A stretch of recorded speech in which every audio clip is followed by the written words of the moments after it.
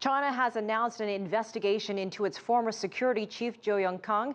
He is suspected of serious disciplinary violations. The announcement was regarded as a milestone for the country's anti-corruption campaign. Zhou is the most senior official to be investigated in decades. He was born in eastern China's Jiangsu province and graduated from Beijing Petroleum Institute. In 1996, Zhou was named head of the China National Petroleum Corporation. Between 1999 and 2007, he served as Minister of Land and Resources. He was also party boss of Sichuan Province and Minister of Public Security.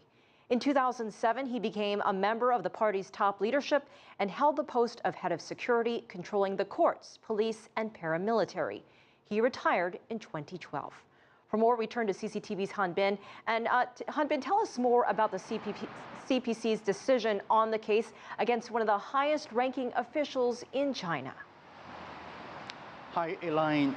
Zhou Yongkang was a member of China's most powerful top decision-making body, the Politburo Standing Committee. He is the most senior Chinese official to be investigated in 3 decades.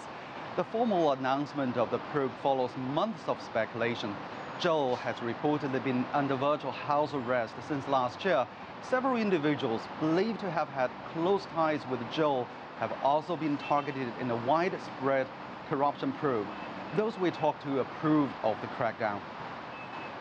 Of course it is good news. Those corrupt officials, no matter how senior their titles are, they must be pulled down. I think now the game is fairer than before because it seems that no matter how high a position you're in, you're exposed to suspicion and challenge. We feel that the new central leadership has the determination to fight against the corruption, and we have seen big moves in this regard. We're encouraged by that. Well, the move to go after Zhou, who oversaw an expansion of domestic security within China, is viewed as another major move in keeping with the party's constitution and anti-corruption regulations. The CPC says it has determined to get tough on both high and low-level officials, what the government calls the tigers and the flies.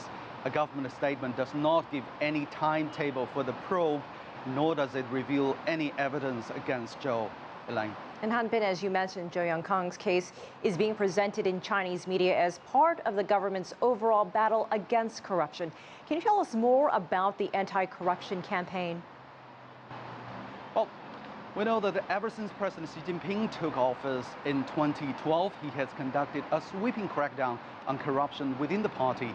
He warned that graft could threaten its very survival. It seems as if almost every day the anti-corruption drive has led to an official being investigated.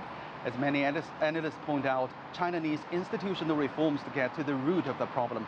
And this will help achieve President Xi's vow to clean up corruption across all branches of the government and underscore his growing influence. With intensified efforts to catch the tigers, top leaders know taking down Zhou Yongkang will not mean the end of the corruption in China. Back to you. All right, CCTV's Han Bin live for us in Beijing.